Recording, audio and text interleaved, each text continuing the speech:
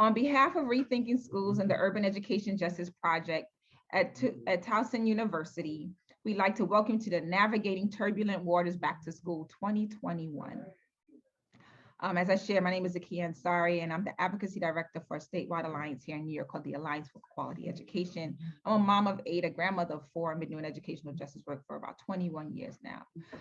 We'd like to recognize and thank our 2 American Sign Language interpreters. Show them some love in the chat. Crystal Butler and Shannon Morrison. This is about language justice as well. Tonight's webinar is hosted by Rethinking Schools and the Urban Education Justice Project. Give it up for them too. Please utilize the chat to show love to if someone's speaking, just to shout out what you're hearing. Use those emojis, which I still haven't figured out how to use, but we're gonna figure it out. I love all the love. So Rethinking Schools is a nonprofit publisher and advocacy organization dedicated to sustaining, strengthening public education through social justice teaching and education activism. Their magazine, books, and other resources promote equity and racial justice in the classroom. This webinar is one of a few planned to promote the ideas and strategies described in teacher unions and social justice. Organizing for the schools and communities our students deserve, which was released last February. So we're gonna drop that in the chat.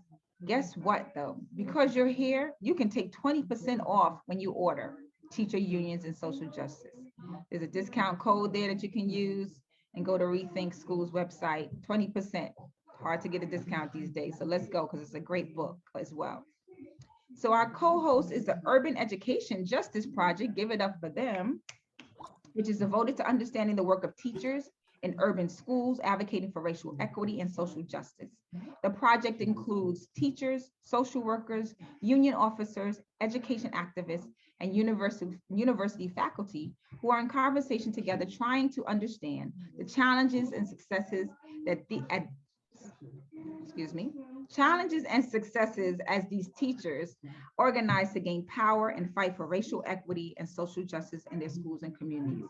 Let me just also say shout out to the educators out there. All bow down to all of you for the amazing work that you do. I could not do it. As I shared, I have 8 kids. And I calculated, I've been through hundreds of teachers over their career. They're all grown now. But shout out. And that was before COVID. So extra shout out for all the work that you're doing right now during COVID. So we also, so I want to introduce introduction to the webinar, which is, across this country this year, students' back to school experience has been consumed by multiple crises, many that a continuation of last year, right? Like in New York, we're struggling hard, no remote option, parents are pushing back, Black and brown parents specifically, and we haven't even like expertly handled remote option that is centered in equity. So the battle with the coronavirus and now a new variant Delta has created unsafe environments for students, families, and educators, both emotionally and physically. The death of so many of our families and friends and the need for our students to be in community with their friends and classmates is very real. In addition to, we are facing yet another assault on teachers and teaching in the form of right-wing attacks on critical race theory. This has just been an attempt to censor educators and districts from not only teaching the truth about race, but mentioning race, equity, white supremacy, or even reading Ruby Bridges. And lastly, as we continue to cope with the chronic underfunding of our schools, especially those in Black and brown communities, billions in federal American Rescue Plan dollars, or ESSA funds, have been sent to states and districts with a clear requirement to get input from stakeholders on how the funds are spent. But too often the funds have been dispersed without stakeholder input, are moving too slow, or districts are responding too cautiously to really impact our schools. Those who work every day with our children should have a greater voice in how these funds are spent. In the face of these challenges, many union locals and community-based organizations are organizing to fight back. And today we'll hear some of those stories that exemplify this work. So again, shout out to all of you because y'all are doing this work in spite of all the things I just shared. So a few housekeeping items, very important. Please feel free to use the chat box to be in conversation with one another during this call. If you have a question for the contributors, please put the question in the Q&A function so that we can easily identify questions versus comments and sharing. I know we won't be able to get all of your questions in our time together today, but we will try to address as many as we can. Please feel free to tweet about your insights through the conversation, because you know social media is how we get things out these days. And since we want the truth out there, let's tweet this conversation, because it's going to be an important conversation. Tag me on Twitter too. My Twitter is @ZAnsari8. Tag Rethink Schools and tag Urban Ed Just Project, PROJ. And we'll put those in the chat as well. So now I'm excited to introduce our panelists. So first panelist I would like to introduce is Cecily Maillard Cruz, beautiful person with the amazing glasses and this red top with the matching lipstick, I noticed. Is a teacher, activist, and the president of United Teachers Los Angeles. She is the first woman of color to lead the union. Cecily is no stranger to direct action, whether it is fighting against co-locations, demanding ethnic studies for students, declaring the end to the criminalization of youth, local and statewide lobbying efforts. UTLA is a founding member of Reclaim Our Schools LA, a labor student and community coalition that was instrumental in organizing around the successful 2019 teacher strike. Show some love for Cecily in that chat, please. Next, I would like to introduce Rodrigo Palacios Tenorio. Has been a public school educator in Arizona since 2002, a career-long member of his local teachers union. Rodrigo was a recipient of the Chicanos por la Causa, a Latino Teacher Award in the spring of 2021. He is a proud member of Arizona Educators United, the statewide movement that spearheaded the Red for Ed walkouts of 2018. Yes, I was part of that. Remember that. Shout out to you too. Give it up for Rodrigo. Next, Alejandra Lopez currently serves as the president of the San Antonio Alliance of Teachers and Support Personnel, a union that represents more than 2,000 education workers in SAISD. And Alejandra's going to tell me what that is, because I have no idea. Maybe put in the chat for me. You'll let us know. She's a founding member of PODER, the union's rank and file social justice caucus. Yes, with this union rank and file social justice caucus is all around the country. Shout out to y'all. Give it up for Alejandra. And last but definitely not least, almost needs no introduction, who has a fabulous shirt on if you have not noticed it, and he does not know where it came from. So I just want you to know I asked him already, and so did Cecily, and he can't remember. But anyway, Jesse Hagopian is a high school teacher in Seattle, an editor for Rethinking Schools magazine, and a founding member of Black Lives Matter at School. Jesse edited the book More Than a Score, the new Uprising Against High Stakes Testing, and is the co-editor of Teacher Unions and Social Justice, Black Lives Matter at School, and Uprising for Educational Justice and Teaching for Black Lives. So let's give it up for all of them, because they're about to light the stage up over here, the screen up for you all.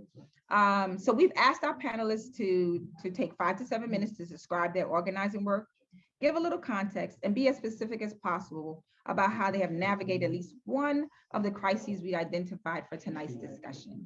After each presentation, we'll take 1 or 2 questions from you. We ask that these initial questions focus on clarifying specific aspects of the presentation. We'll get to broader questions and discussion after we heard from everyone. I'm going to repeat.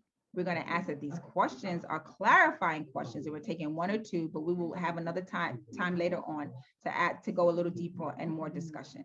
So please remember, put your questions in the Q&A function. We're going to start with Cecily in UTLA's powerful work this spring and summer to demand that Los Angeles Unified School Board spend billions in pandemic relief funds on the staffing and supports most needed as educators and students return to school. So let's give it up for Cecily. Cecily? Thank you so much. And I'm just elated to be here with you. Thank you to all the participants, as well as to Zakia and Rethinking Schools. I come to you today from Los Angeles, California, where I sit on Tongva land. I bring all of the courage from our UTLA members, 35,000 strong, and the strength of the ancestors on which shoulders I sit. In 2019, that was a pivotal year for UTLA, United Teachers Los Angeles, because of our strike. It was a strike in the driving rain, and it didn't just happen overnight. It took years to build to where we got to. One of those focal points was using the bargaining for the common good model. We needed to hear from students, parents, and the community alike.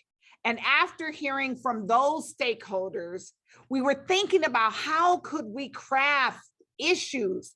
How do we get members to actually buy in to lift these concerns at the bargaining table and in the streets?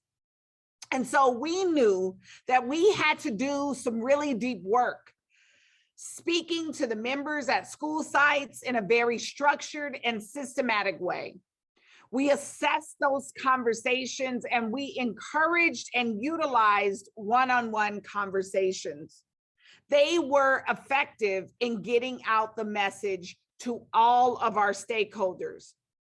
Now, we won so many things in our contract in 2019, and it only happened because of the strength of our members, but the strength of the power in the streets with our students and our community members.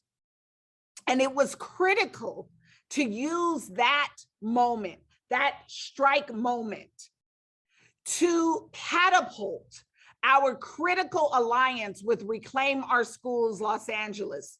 We built our own Eros table here in Los Angeles. That's Alliance to Reclaim Our Schools. They are parents in the work. They are students in the work. They are community members in the work. It is ACE, formerly ACORN, Los Angeles Alliance for a New Economy. Students Deserve, our student organization, and UTLA.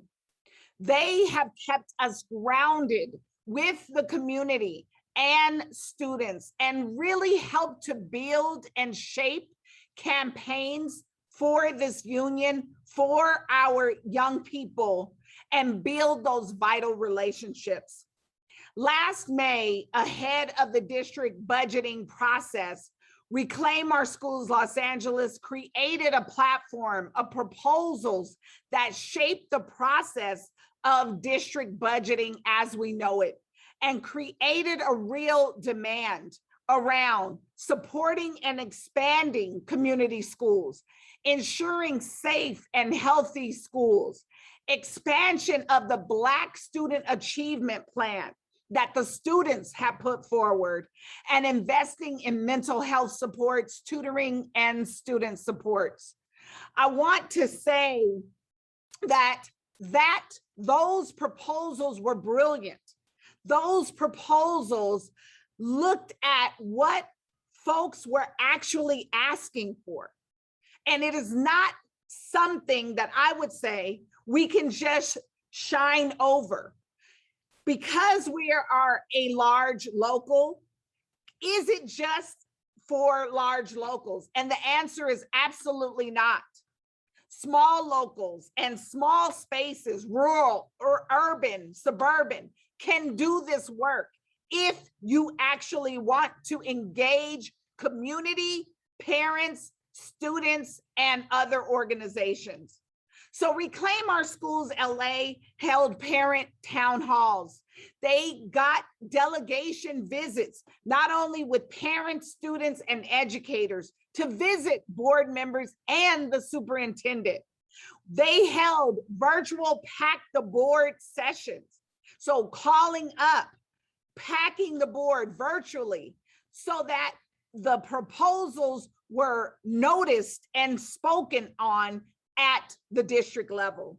They utilized emails, one-on-one conversations, and phone calls. And guess what? We won.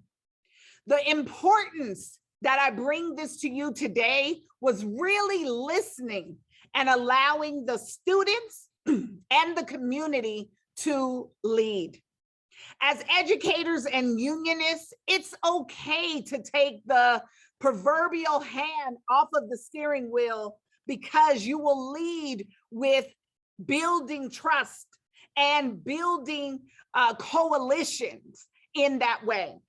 We did something that folks struggle to do, which is to actually say, students, community, and organizations, what are you actually wanting to see in our schools?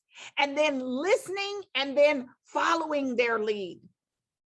There will always be a next set of challenges, and we're living through that right now. This panel is talking about the turbulent waters that we find ourselves in, whether it be racial, the pandemic, economics, all of those things. We are always going to have challenges, but if we do not engage our students, that's the youth, if we don't do that, and the parents and community organizations, then we are lost.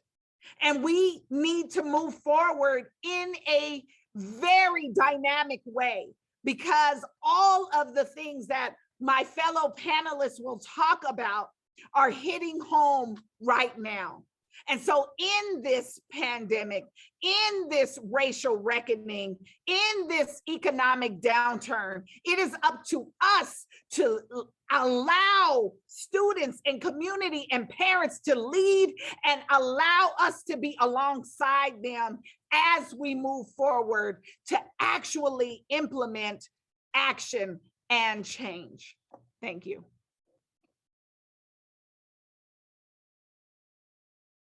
Come on, y'all, give it up for Cecily. Came with the fire. Cecily was like, I'm gonna kick it off, like I'm gonna kick it off. Yes, thank you so much. Any clarifying questions coming up after you listen to Cecily? I know there's a lot of stuff in there. Remembering these are clarifying questions, and we're gonna be able to dive a little deeper. I'll give it another few seconds as y'all show more love in the chat for Cecily. Jackson said, no clarifying question needed, 100% clear. Let's go, I'm with it. Oh, I saw something pop up in that Q&A. Okay, Jocelyn has, when did y'all start the reclaim? That is that a clarifying question, Jocelyn? I'm gonna let it go. I'm gonna let it go, Jocelyn. When did you all start the Reclaim LA movement? Yes, so we actually took over, took our union over in 2014. We came in and we had the guise of the schools that our Los Angeles students deserve. And with that, we called together about 50 different organizations trying to create an arrows table, the Alliance to Reclaim Our Schools. When we did that, we actually saw, community organizations that never worked with us before, we called them in. And at the end, we said, we have these organizations, we've got to have anchor organizations in the work. And as we had those anchor organizations, we started building community. That happened from 2014 to our strike. And let me just say, what has happened now has catapulted us to really making demands. When we talk about students deserve, and you should follow them because their handle on Instagram is LA_students deserve. Follow these young people. These young people are brilliant. They are asking for police-free schools, and we should talk about that. They are talking about ending the criminalization of youth, and we have a school police budget in LA that is $70 million. Yes, you heard me, 70 million. And I want to say these young people are so brilliant, and they were able to get $35 million into a Black student achievement program. Nothing that I have ever seen has told me that we can't do something when we put our minds to it. Yes, that's all it is. Yes, period. Exclamation point, mic drop, all the things that describe somebody when they really go in. Okay, we're gonna keep it moving. Sorry, who's going next? No pressure, because I know you're gonna be phenomenal too. So we're going to we're going to bring up Rodrigo Palacios Tenorio with Arizona Educators United. Maintaining momentum and building your base is not a straight line. AEU has struggled since 2018 to build their activist base among hundreds of diverse locals, each with its own set of concerns. Rodrigo is going to talk about their efforts to ensure a safe return to schools in Arizona. I heard safety in Cecily's too. So Rodrigo, please take it away. Zakia, thank you. I want to thank you for scheduling me right after the powerful Cecily. Welcome everyone. Thank you for being here. My name is Rodrigo Palacios Tenorio. I am a member of Arizona Educators United. I am also one of the co-chairs of its social, economic, and racial justice committees. I'm also the vice president of my local Tempe Secondary Education Association. And I've been involved with Arizona Educators United since 2018. And in 2018, like in 2019 in LA, Arizona was under was instituting a really poor budget for schools. And so teachers rose up, teachers demanded changes in the state legislature, and we got some victories. And over the course of the last few years, Arizona Educators United has reorganized, and especially in the last 20 months, our main focus has been the health and safety of not only of our students, but of the staff and the educators in our state. In March of 2020, as the pandemic was beginning, we started a campaign of petitions to shut down school districts. School districts in Arizona are, and specifically where I live in Maricopa County, there are a lot of school districts. It is a very diverse metropolitan area. And so some school districts very quickly closed down, decided to go virtual and keep their students and their staff safe. But other parts of the county and other parts of the state refused to do that.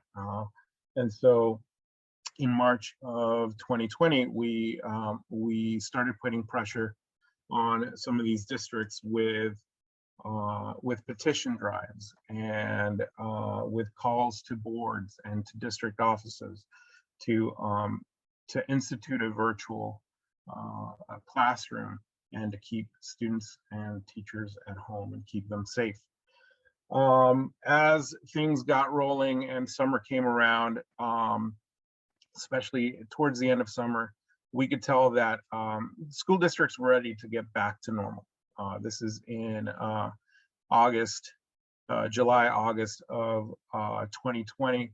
And so, as you can tell with the slide on there, we went to a couple of campaigns. One of them, you see there, hashtag only when it's safe. We organized motor marches. We organized marches at events at the Capitol building. And you see some pictures there of that. One of those events was in August of 2020. We did epitaphs. So you see in the background there what looks like a headstone. Trying to pressure the state legislature, trying to pressure the governor to keep students home, to keep schools virtual. Many school districts followed suit and did the right thing and kept students virtual. Others started school, and one of our biggest issues is because there are so many school districts. The way public school districts are structured in Arizona is you don't have a county-wide school district per se. Each community is going to have its own school districts.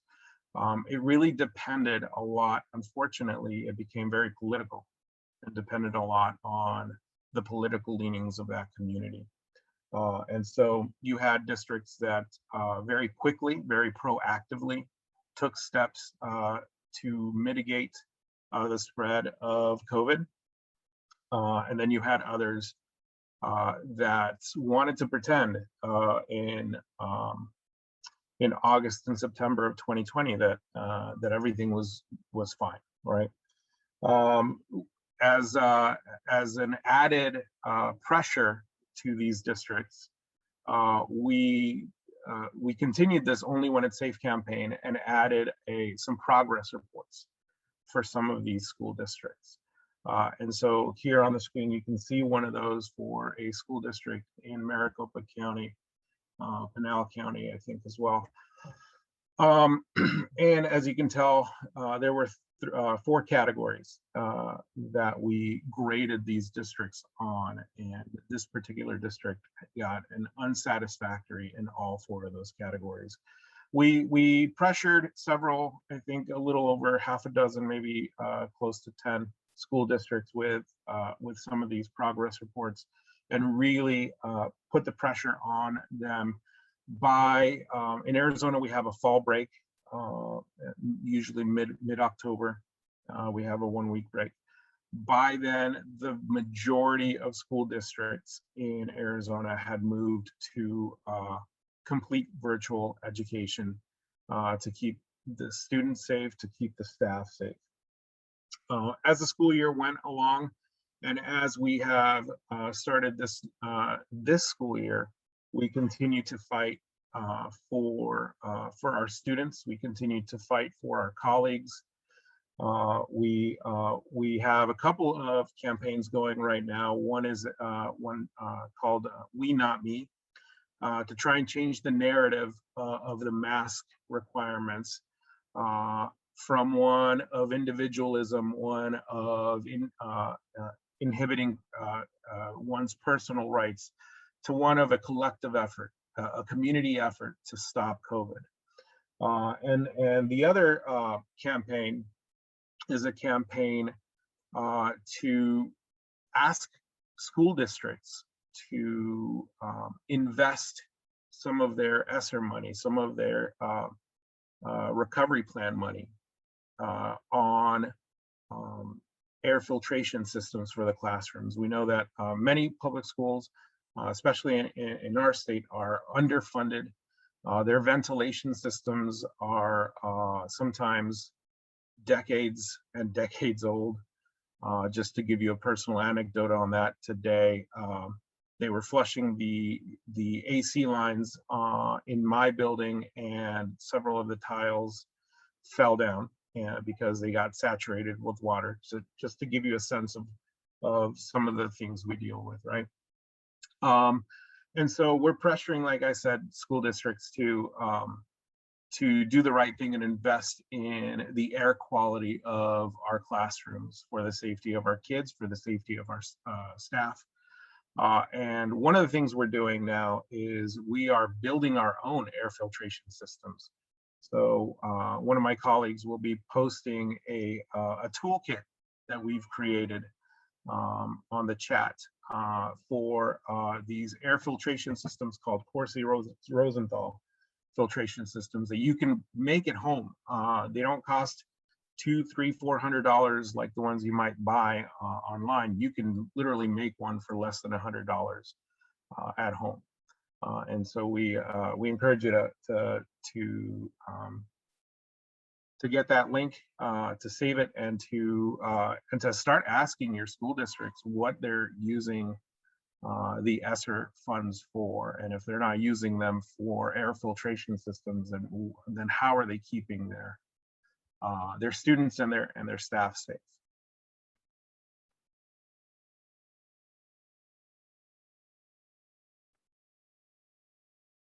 All right, we've been using Zoom forever. It seems easy, but it still isn't. I don't understand. But anyway, give it up for Rodrigo. That is, I think it was Rebecca said we shouldn't have to do it. You're right, but wow, how brilliant is that? I'm just beginning to see a theme here in regards to like this collective community effort, right, across the board, and also an acknowledgement that every place is different.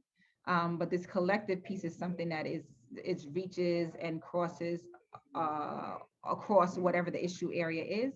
And also it creates a sustainable opportunity for continued advocacy with community labor and young people, right? And it's something that is undeniable when that happens and is built from a grassroots space, a true and honest space. It really is a powerful thing that we should all be doing. And so I hear both that in both what Cecily shared and what Rodrigo shared, and actually that you get success, like there's things that actually happen and come from that, right? So thank you both for that. I'm gonna keep us, first, let me see, are there any clarifying questions for Rodrigo?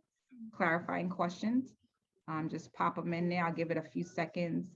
And please show some love for Rodrigo in the chat as well. Any clarifying questions? All right, I don't see any. I'm gonna keep us moving. Don't worry, we're gonna save some time for the end for other questions. So now I want to introduce Alejandra Lopez. Alejandra is the president of the San Antonio Alliance. Even though Texas is not a collective bargaining state, the San Antonio Alliance has embarked on an aggressive labor community campaign to win a structured voice in decision-making over how to spend the district's federal COVID relief funds. At the same time, they are using this campaign to build a union and to build relationships and trust in their community. Alejandra. Hi, everyone. Thank you so much. I want to start by saying that I sit on Colustican land here in colonized Texas, and it is such an honor and a privilege to be amongst such formidable people in the labor movement and in the movement for racial, social, and economic justice in our country. As was said, I am in the middle of Texas. Texas is not only a non-bargaining state, but is on the front lines of just about every imaginable attack from the conservative right that you can imagine, from education to reproductive rights to immigration.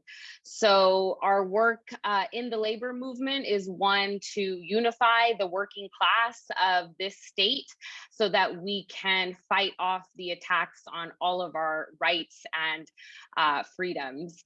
It is not easy work, but it is a privilege to be engaged in it with not only my fellow union members, but our students, parents, and community members.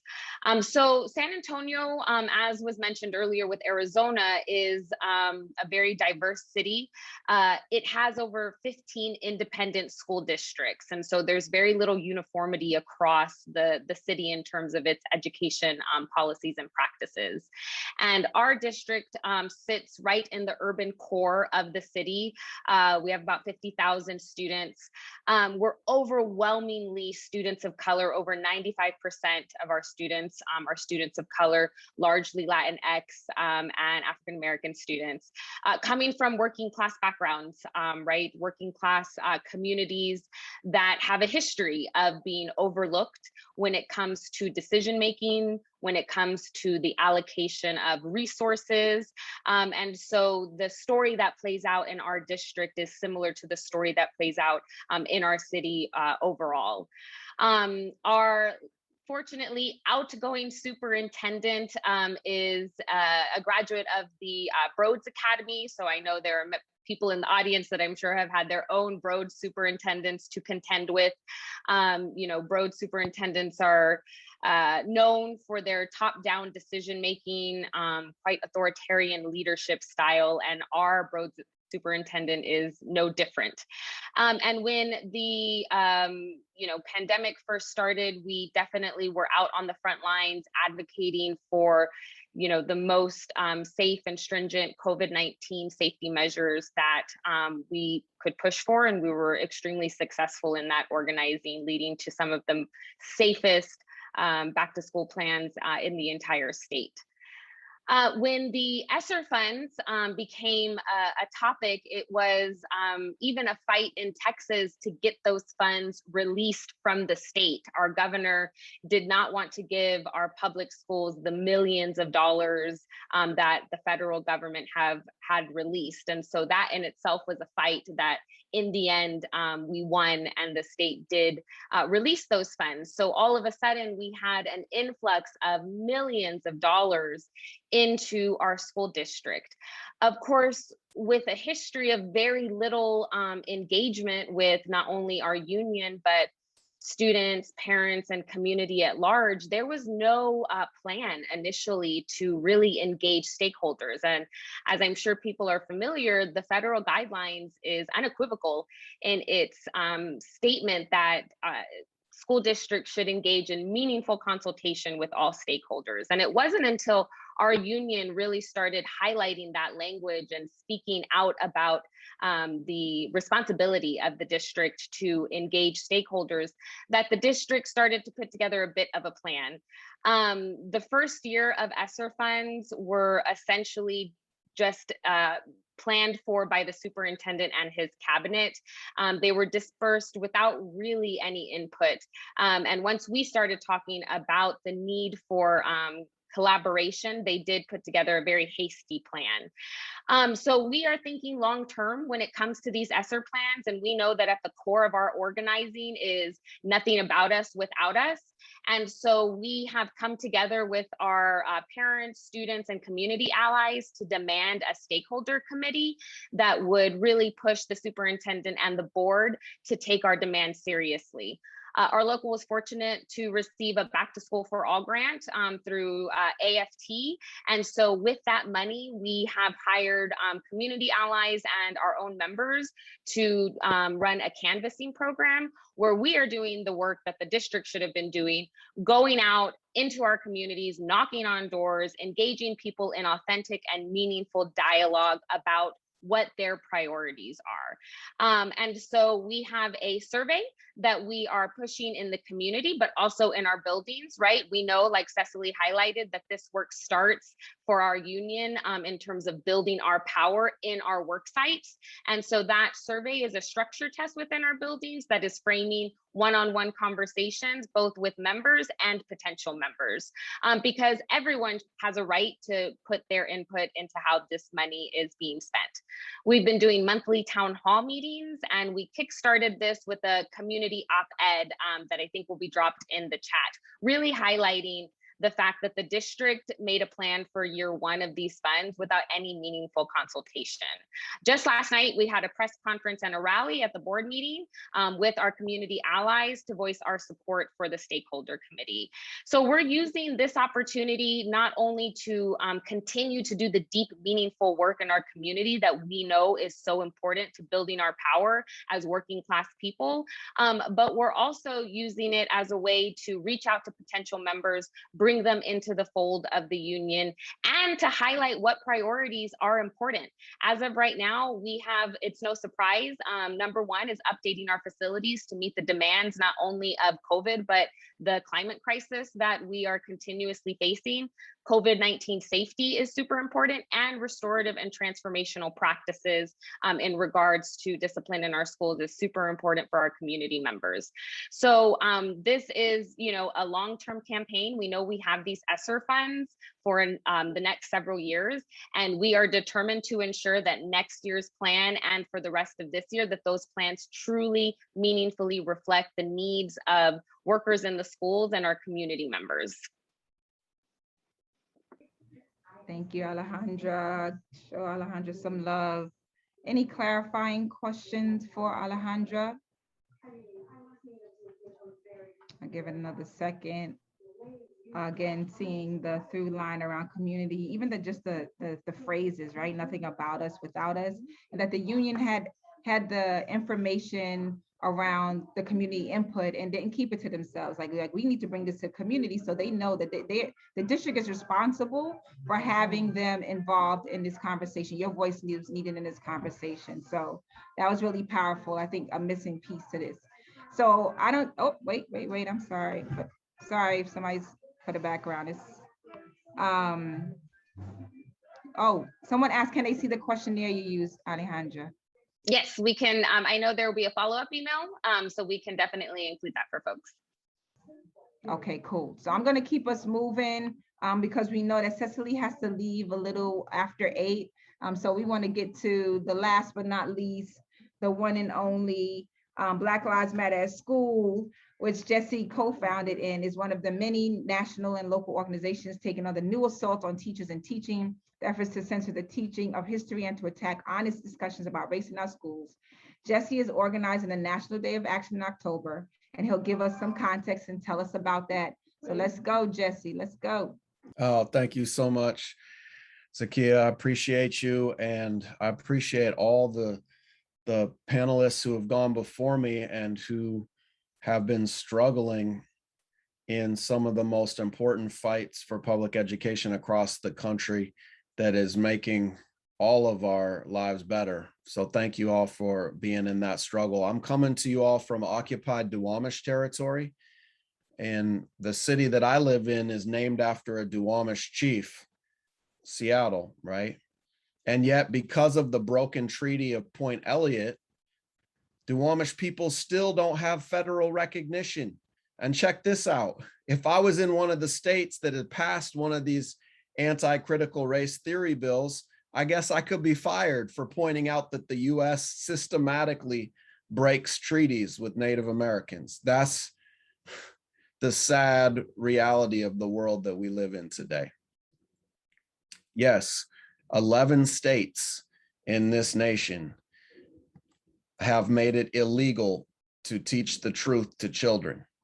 That's Arizona, that's Florida, Georgia, Idaho, Iowa, New Hampshire, Oklahoma, South Carolina, Texas, Tennessee, and Utah, right? And to date, some 28 states have introduced legislation that would require teachers to lie to students about structural racism or sexism and other forms of oppression.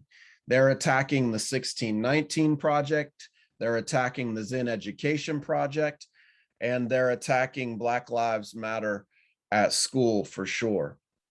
And the attack is coming strong and furious right now. The right in this country used to deny that the past had any connection to the present. So their primary argument used to be that slavery was a long time ago. Jim Crow segregation was a long time ago. That has nothing to do with the inequality we see today. Well, now their argument is just that those things didn't happen at all, I guess. They want to deny the very truth of the past. And in the boundless satire that is the United States of America, Juneteenth, the oldest commemoration of the ending of slavery, became a federal holiday at the same time when it is becoming illegal to teach about that very practice in many places. And so you can see again how the land of the free continues to take on new and intricate shades of mockery in our country. It's unbelievable what we have to live through and teach through. And the politicians and the right-wing media noise machine have amplified these bills and declared that this new specter of critical race theory is haunting the schoolhouse. And, you know, paradoxically, these laws outlawing critical race theory confirm the central claim of critical race theory, right? That racism is embedded in the law even when it can appear to be race neutral. And you have to have a way to explain inequality in our country, right? Today, Black women die at 3 times the rate of white women for child-related deaths, right? In our country, white families have somewhere between 8 and 10 times the wealth of Black families, right? Black students are suspended at 3 or 4 times the rate of white students. Black girls are suspended somewhere 6 to 7 times the rate of white girls in this country. Asian Americans have seen an increase in hate crimes of some 160% in this country, right? We have to have a way to explain this inequality. And for the majority of American history, the popular explanation for inequities was biological inferiority, right? This overt, quote unquote, scientific racism was mainstream American thought. Now, today's racists have seized on a different explanation, at least publicly, and they root inequality as a problem of the deficient cultures of BIPOC people. But critical race theory and other theories for racial justice has a different explanation, and that is structural racism. That is that slavery was real. It occurred and it impacted generations after. That Jim Crow segregation was real and it impacted people afterwards. That redlining neighborhoods and segregating housing was real and that it impacts us. That mass incarceration, the fact that Black people, there are more Black people behind bars than were enslaved on plantations in 1850 is a reality, and that impacts our families, right? And so we are in a moment today when history is speeding up, right? We saw that the uprisings of 2020 were the broadest uprisings in US history, according to the Washington Post. And that uprising spurred educators to increasingly take racial justice into the classroom in unprecedented ways. And this really scared the racists. And this is why you see all this backlash of this legislation. And, you know, I'm proud to say that organizations that I work with, the Zen Education Project and Black Lives Matter at School, launched the #TeachTruth campaign with a day of action on June 12th. They had many teachers all across the country rallying to push back against these bills. And then we partnered with the African American Policy Forum to launch a weekend of action on August 27th through the 29th. And those same organizations and many more are sponsoring the October 12th day of action that I hope everybody will participate in. On October 12th is George Floyd's birthday. And if there was any day that should symbolize our right to teach about structural racism, there it is. And we are encouraging educators all across the country, even in states that have passed bills against teaching about structural racism, to teach about just that on the day, right? You can do a virtual field trip of a civil rights museum. You can teach about the abolitionist movement or the civil rights movement or the Black Power movement and the Black Panther Party, right? You can teach about the long Black freedom struggle. And we hope that people will publicly declare what lesson that they will teach in defiance of these laws. And I want to wrap up by saying that one of the primary ways that the billionaire class maintains its power has always been through controlling what is acceptable knowledge and enforcing what the author Henry Giroux has called the violence of organized forgetting. And the current attacks on critical race theory and ethnic studies and critical pedagogy is not just antics or a distraction from the real issues, as I think too often liberals frame the issue, but instead needs to be understood as an attempt at epistemicide, which is the killing or silencing or annihilation of entire systems of knowledge. And today's struggle against the Republican bills banning the teaching of structural racism is really a struggle not just about education, but for the entire society of what kind of world we're going to live in. It's about whether a multiracial democracy is still even an espoused goal. It's a struggle over whether the hysteria and the paranoia will come back to our society in a way that would sink us back into a McCarthy era. It's a struggle that we're in right now is about whether the past will be continued to be remembered at all, or if we will live in a 1984 dystopia where the past is finally thrown into the memory hole.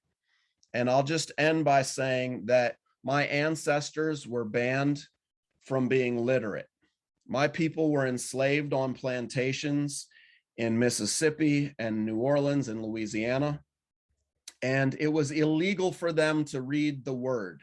But I'll be damned if I'm going to let racists today ban us from reading the world, as Paulo Freire put it.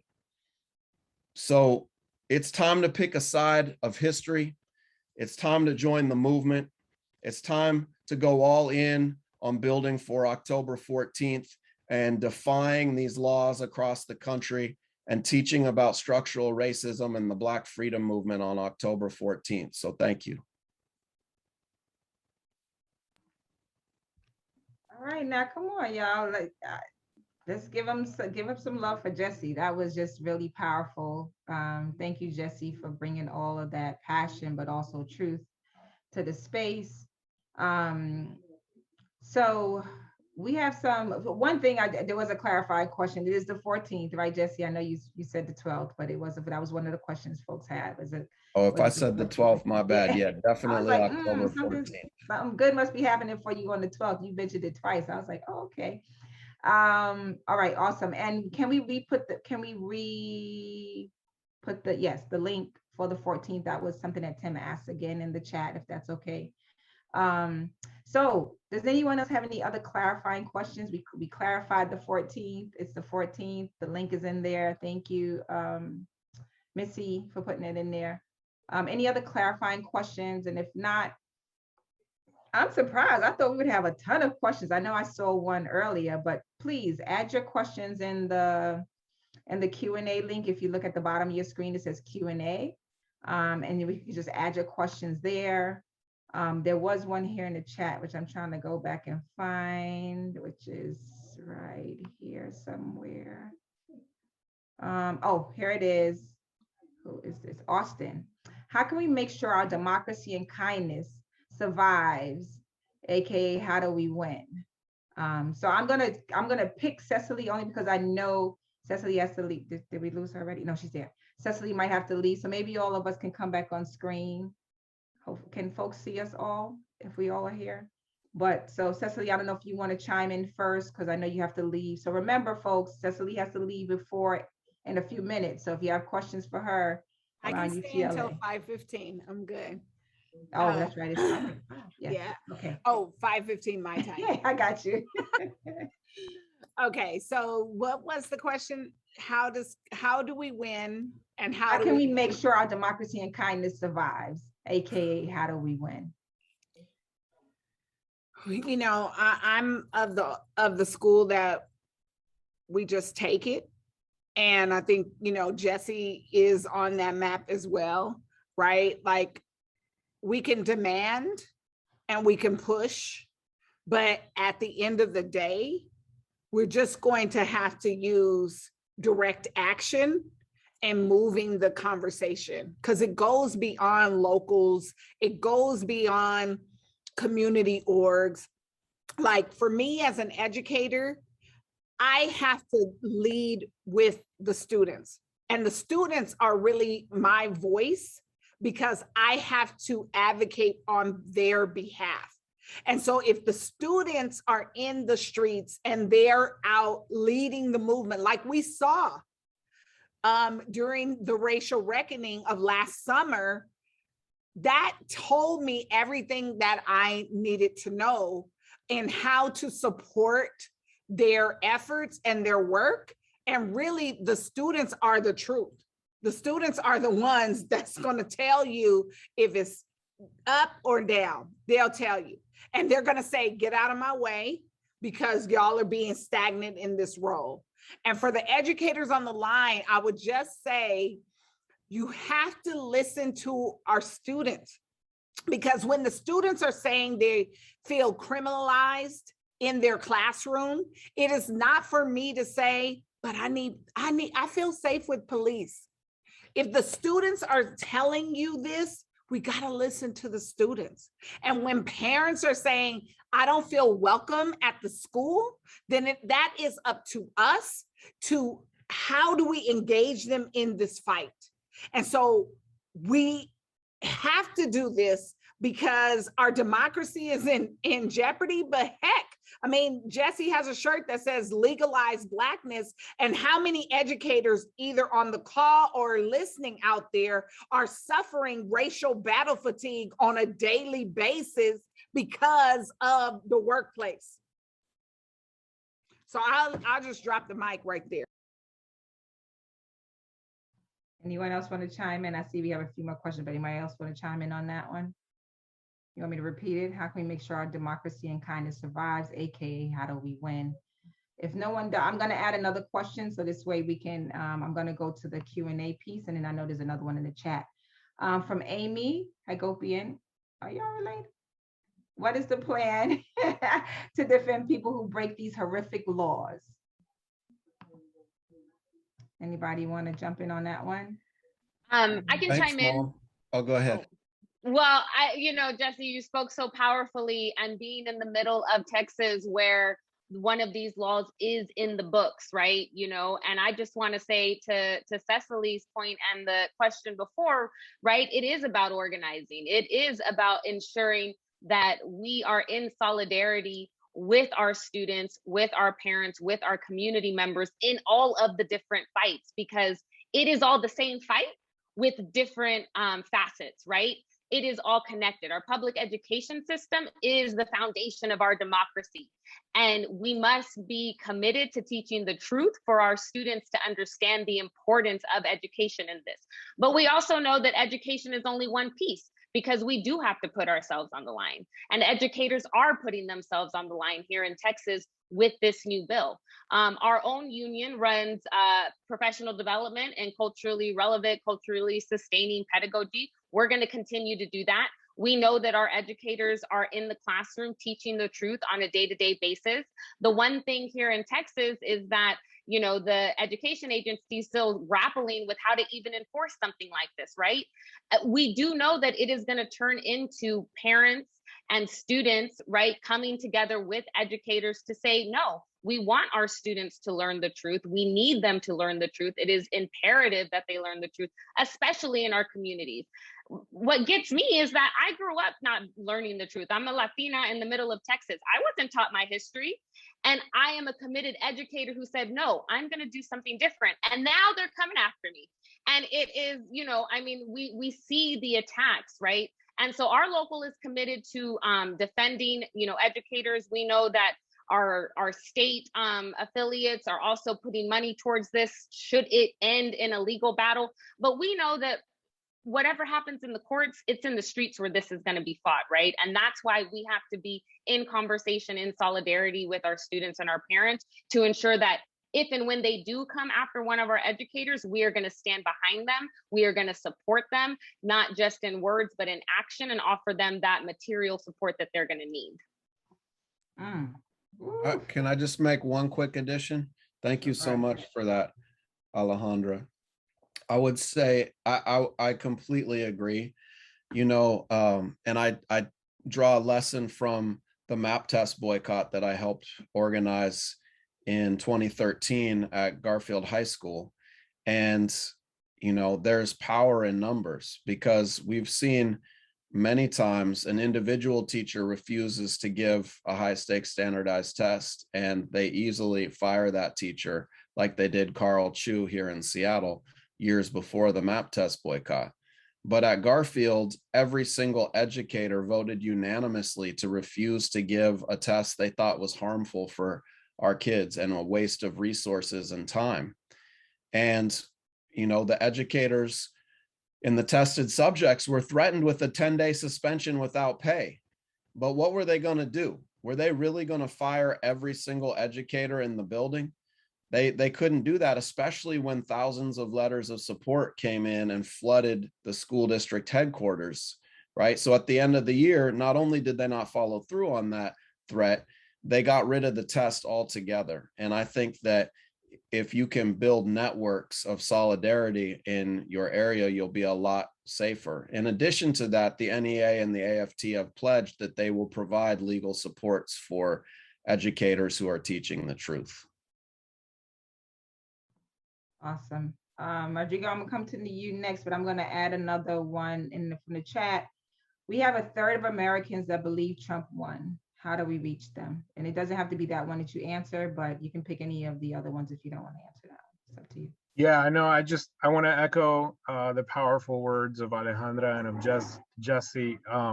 You know, and I think for my part, and what I spoke of with health and safety is racial justice. Health and safety is social justice.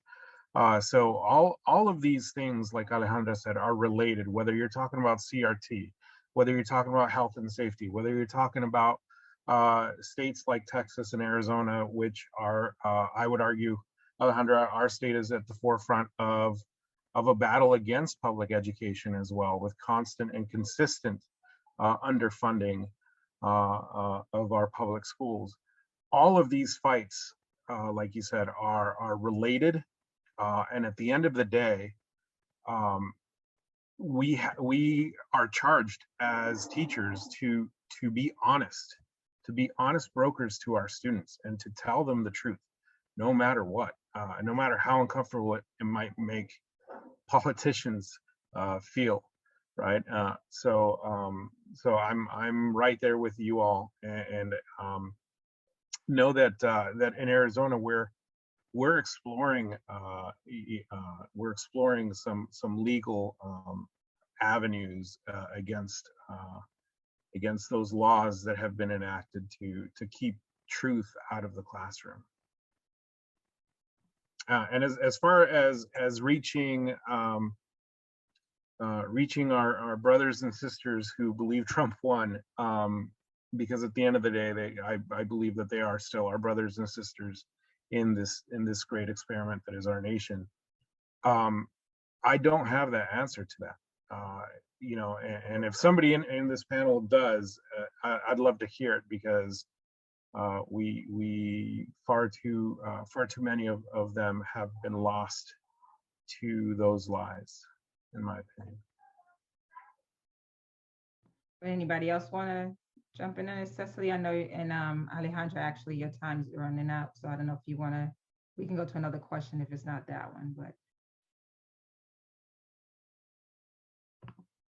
All right, I'm gonna go to the next question then. Everyone, including educators and students, are feeling overwhelmed right now, if not entirely burnt out. Feels very hard to organize and yet vital. How do we overcome this burnout? I'll jump in on that one. I think, you know, one of the things, especially for educators in the building, that we have to actually do is we have to name the frustration, the anger, the anxiety, the exhaustion, right? Here, people are only in the building since August 16th, and people are like, I'm tired. I'm real tired. When I surf on Facebook and I'm looking at people's Instagram, people are just tired. So then you say, but we have to have a campaign, right? We have to do this, and a third. And I think one of the things that we have to do first is we have to check in with folks and ground them in to where we are. We have to validate their exhaustion, their anger, their frustration. We got to validate it. We got to say, I hear it and I see you, and I want to thank you for all of the work that you've done. And then we have to start talking about aspirational visions, right? So that we could then pivot from anger, exhaustion, and pivot that to action. We got to ball all that up, because who are we really upset at? Who are we really? It could be the government, right? It could be our school district. It could be a lot of different things. So how do we ball up all of that energy and use it for our good to push forward and move forward together? And that's what I believe. We have to validate where folks are. And then we have to move folks in action in talking about a vision and aspirational goals, right? What we want to see, like all of these things the panelists are speaking about today. How do we move a program and a campaign when people are just like, you know, F this, I don't want to do this. And it's like, yeah. Now, how that anger, that frustration that you're feeling right now, how do we use this in this moment to turn the dime, to turn it to say, let's move forward in action? That's what we have to do. Thank you, Cecily. I know you have to go. Let's shout out Cecily, say thank you.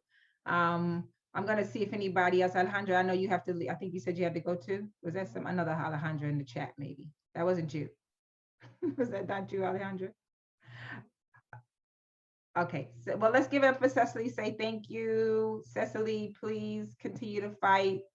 Thank you so much. It was just really powerful to have you. We're gonna be able to take one more question. I'm gonna put the question out there. Whoever wants to respond, you can respond to this one or the one that was just asked. But I want to answer to this question too, because I wonder if this person is from New York. The question is, how do you, sorry, New York, how do you make change in your local union when it is led by folks who want to stay status quo and middle of the road?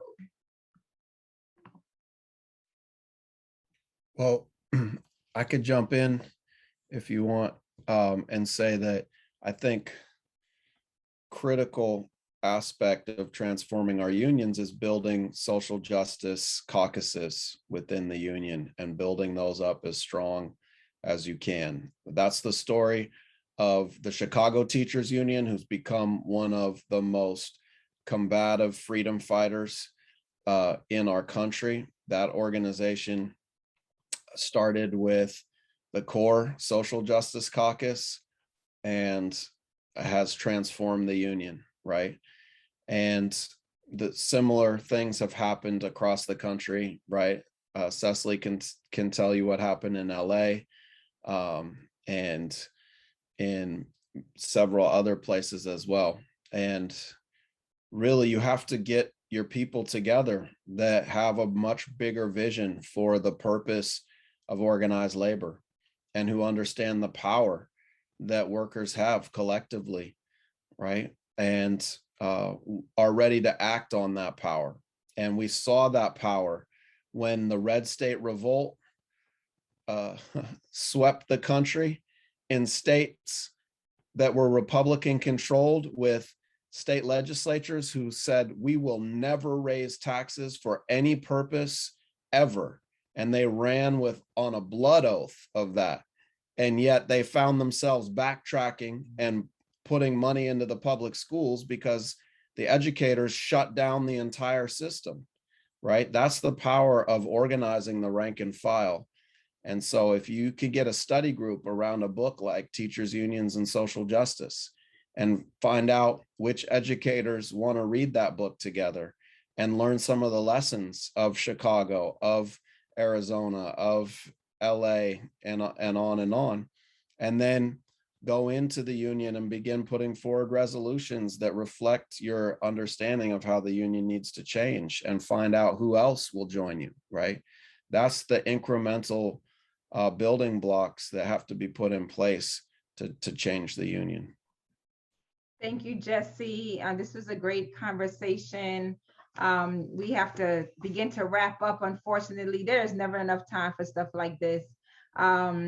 So a few takeaways again is around this collective responsibility, but also collective power, right? In labor unions and community and youth voice, right? And having them lead, not us leading them, but having them lead us in how they want to see their liberatory education move forward.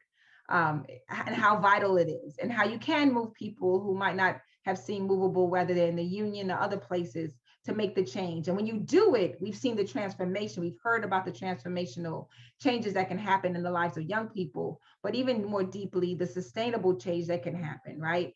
which is the thing that's been missing, the sustainable part. We have these movements, they happen every here and there, but we need this to be a sustainable moment, right? Even in the midst of all that's happening around us, you just heard about powerful things that were able to happen. So thank you to all of you for all the amazing work you're doing. The Teachers Unions and Social Justice includes dozens of stories and examples just like these, as well as organizing tips. For those of you who do not yet have a copy of the book, we'll drop a link in the chat that includes a discount code for ordering it. And remember, you get 20% off. We have over 30 study groups on the book that have sprung up across the country. If you are interested in creating a study group or getting the free discussion guide, we'll drop a link in the chat. And we put out a periodic newsletter for study group leaders with stories of what other groups have been talking about and learning in their discussions, and reporting on other related organizing work around the country. If you're interested in receiving the newsletter, we're going to drop a link in there. And I want to thank our panelists, Rodrigo, Cecily, Alejandra, Jesse. I want to thank our ASL interpreters, Crystal Butler, Shannon Morrison, and Missy Zomber and Jesse Schiller for technical work. We know how important that piece is, so crucial. Thanks to the Urban Education Justice Project for their support. And we would love your feedback. So please fill out the evaluation that's in the chat box. We'll also send a follow-up email with all of the links we shared tonight, as well as a link to the evaluation. And I know so often we see evaluations and we're like, y'all also know that y'all been at the other end of evaluation. So please, please take the time. We know how important it is to fill out an evaluation. It seems long and tedious, but for the people on the other end, it's valuable information that allows them to be better the next time they do something like this. And I just also want to say, while I have a few minutes here, which is just to share a little bit about, the reason I asked about the struggle with a union, because in New York, unfortunately, we don't have that relationship with our union like we've had. Like, I heard these amazing conversations, and I just know that if we had it, we could really shift what's happening in New York, and could have shifted what's happening in New York State in a much different, much more urgent, much more profound way, just like you all are doing in your prospective cities and states. But we see how the value in that and the power in that, right? And so in regards to this, the ESSER money, I just wanted to share, we, AQE, my organization, along with the Futures for the Partnership for the Futures of Learning, were participating with the State Education Department a few months ago, about July. And we had, they pulled together about 90 superintendents and district leaders from all across New York State to have a conversation about critical race theory and attacks that districts and superintendents have been experiencing. It was a really powerful moment. I don't think it has ever happened as long as I've been doing this work on a statewide level. And I think it was really powerful for superintendents to have their leadership, right, State Education Department, pull together this conversation to answer difficult questions, but also give them messaging around how do we talk about this with parents and community members when these school boards are exploding. What is your response? What not to do, right? How not to respond is also extremely important in these moments, right? Because emotions are flying all over. What do you want to say? We don't want to throw critical race theory under the bus. That is not the goal of this, right? So what do you say in their response to that? And so it was a really powerful to be part of that and to hear. I think people were really appreciative of the State Education Department doing it. And so it was really powerful to be able to do this. So I just want to co-sign again on the power of labor, community, students, et cetera. I think you've heard a ton. And I also want to emphasize and ask us to not underestimate the power of hope. And I am a dog with a bone on this hope piece, because I'm sure there's folks who enter this space thinking, I don't know what this is going to be, but I'm hoping it gives me something that I can work with. And we heard some powerful stories, and we have a powerful book that you can grab some of this information from. Let's not ever underestimate the power of hope. It allows us to wake up, rewind, and do this again. And when we don't have that hope, and that's not just with labor, that's like community too. And the communities that have often been the ones that don't, rightfully so, didn't want to wake up the next day because of all the things that are happening, we constantly get up. So let's inspire each other. Let's give each other hope. Let's have young people lead us into that, because they always have. And let's be open to receive, hear, and move forward, even though some of the experiences you hear of others are not yours, right? The power of we is real. And I believe in it because we've seen so many, we've heard about it, and we have a book that talks about the power of we. So please, everyone, be safe out there, masks up. Thank you to all the educators once again. And yeah, we're gonna be all right. It's gonna take some time. Thank you, Rodrigo. Yes, we're gonna be all right. It's gonna take some time. This is not supposed to be easy. Liberation is not easy. The messiness of it all right now is on purpose. And so if we believe that and we accept that, then we just like, we know it's gonna be messy, but we gotta organize around all the things. October 14th, what comes on after that, and after that, and after that. So the power of we will get us to freedom and liberation, but we gotta stay together, and it's a collective. So thank you, everyone. Deep appreciation for you hanging with us this long. And thank you to all that pulled this together. It was a really powerful event. So y'all be safe out there.